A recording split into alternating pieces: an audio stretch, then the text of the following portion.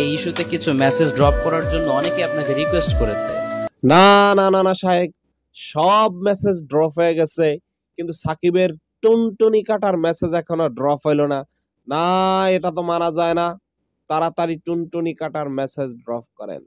না, কথায় আসি, দেখেন, মা যদি লুচ্চা হয় ওই ঘরের সন্তানরাও কিন্তু লুচ্চা হওয়ার সম্ভাবনা থাকে। দেখেন, আজকের দিনে 22-24 বয়সে এখন পর্যন্ত লিপ কিস কি এটাই ঠিকঠাক মতো বুঝতে পারলাম না। আর সেখানে মাত্র 5-6 বছরের একটা মেয়ে, সে লিপ কিস কি, কোথায় হাত দিলে কি অনুভব হয় সেটা কিন্তু সে বোঝে। সম্মানিত দর্শক ভাইরা, কথা বলতেছিলাম সেই আলোচিত শিখার মেয়ে, যেই শিখা সাকিবের টুনটুনি কেটে দিয়েছিল। তার থেকে একটু ভিডিওর সামান্য অংশ দেখি, তাহলে বিষয়টি আরো সুন্দর করে বুঝতে পারবেন যে যার পেটের থেকে তেমনই হয়। মেয়ে বলে দর্শন করেনি, যা করেছে উপরে দিয়ে বলে করেছে, মানে যেটুকু আমি শুনেছি যে আপনাদের মাধ্যমে তো মেয়ে বললো।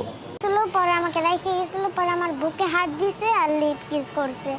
তারপরে আর যখন আমরা ক্যানিগঞ্জের বাসায় থাকি তখন আমার সাথে খারাপ কাম করছে আর বুকে হাত দিছে আর লিপ কিস করছে। তারপরে আমরা যে বাসায় বর্তমানে আমার আম্মু থাকে সে বাসায় একই কাজ করছে। তবে দিন শেষে কথা একটাই, সে যাই হোক না কেন, তার সাথে যদি এমন কিছু ঘটে থাকে বা এমন কিছু হয়ে থাকে, তাহলে সাকিবের এই টুনটুনিটা কাটছে না, এটা কাটা একদম অ্যাকুরেট আছে, একদম ঠিক আছে। সম্মানিত দর্শক ভাইরা, আপনাদের কি মতামত সেটা অবশ্যই আপনারা কমেন্ট বক্সে লিখতে পারেন। তবে সাকিব এখন পর্যন্ত যে ইস্যুটা আসছে যে সাকিব হয়তো বা আর কখনো বাবা হতে পারবে না সম্ভবত, সেটা হয়তো বা আপনারা বুঝতেই পারতেছেন।